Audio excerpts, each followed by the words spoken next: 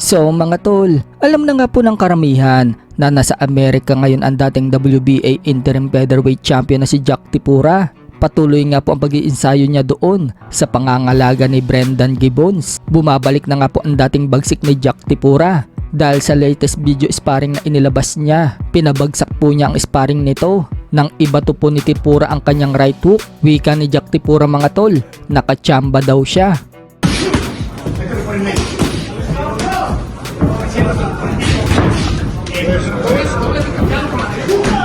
Good, use that right hook, Jack.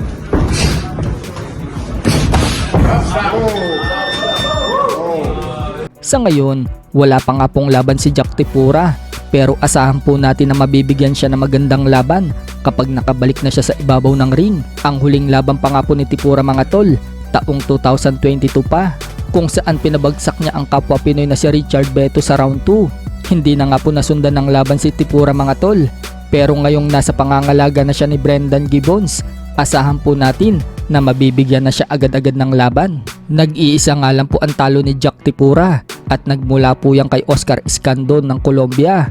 4 na taon na ang nagdaan kung saan knockout din po ang sinapit niya mga tol sa isang body shot. Sa kabilang banda naman mga tol, matapos po nating maibalita na nag-asawa na si Ryan Garcia isang linggo bago ang labang kay Devin Haney.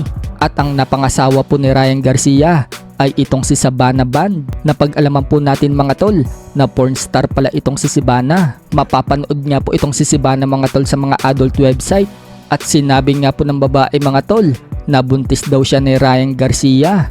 Umami naman si Ryan Garcia na buntis itong si Sabana. Sa kabilang dako naman mga tol, nagparamdam nga po si former 3 Division World Champion Janrel Casimero. Nag-upload po siya ng video at sinabing gusto daw ba nating makita siyang muling lumaban. Dagdag pa ni Casimero mga tol, it's my turn.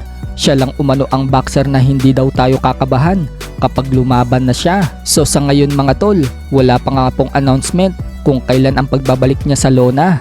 Sa ibang banda naman mga tol, muli na naman naglabas ng training si Mike Tyson. Paghahanda niya sa labang kay Jake Paul na magaganap na ngayong July 20 sa Arlington, Texas at mapapanood ng live sa Netflix. Nagpakita nga po ng mga power punches si Mike Tyson habang sumusuntok sa mitts pad at body armor. Paliwanag ni Mike Tyson mga tol, hindi na daw siya makapag-antay na maging si Jake Paul daw yung binibira niya. Excited na nga po si Mike Tyson mga tol na ipatikim nito ang lakas kay Jake Paul.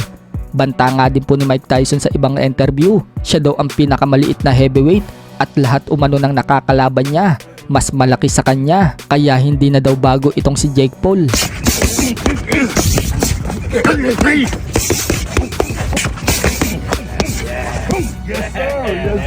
Yes, sir.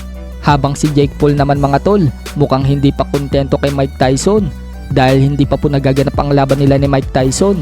Hinahamon na niya ang current WBC at lineal heavyweight world champion Tyson Fury. Nagpagawa pa nga po siya ng Peking Chan habang kino-call out niya si Tyson Fury.